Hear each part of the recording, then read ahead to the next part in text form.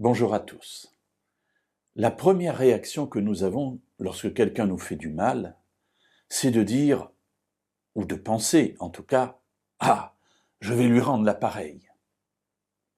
En fait, c'est une réaction normale, une réaction humaine.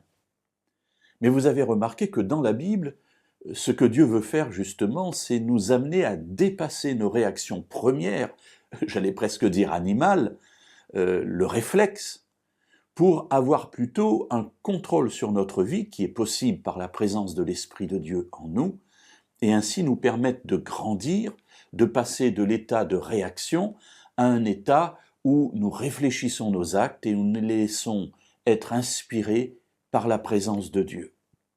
Alors cela se passe dans toute la Bible. Nous avons ce message qui transparaît dans toutes les Écritures, et je voudrais vous inviter aujourd'hui à prendre le livre des Proverbes au chapitre 24 et au verset 29.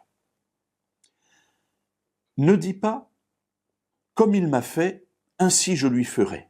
Je rendrai à chacun selon ses œuvres. » Alors, ne dis pas cela, ça ne va pas. Et pourquoi cela?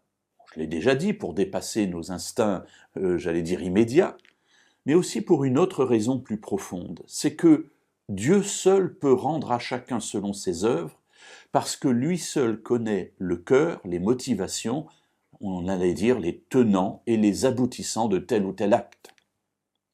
Oui, nous traversons ce monde, et ce monde parfois nous fait mal. Mais peut-être, une petite parenthèse, souvenons-nous que nous aussi parfois nous faisons mal à d'autres personnes, malgré toutes les bonnes intentions que nous pouvons avoir dans notre vie. Mais oui, le monde nous fait mal. Mais nous ne sommes pas du monde, dira Jésus. Nous vivons dans le monde, mais nous ne sommes pas du monde. Alors si la valeur du monde, c'est rendre aux autres ce que l'on nous a fait, les valeurs du royaume, c'est d'aimer nos ennemis et de ne pas leur rendre selon ce qu'ils nous ont fait, mais de prier pour ceux qui nous persécutent, de bénir et ne pas maudire.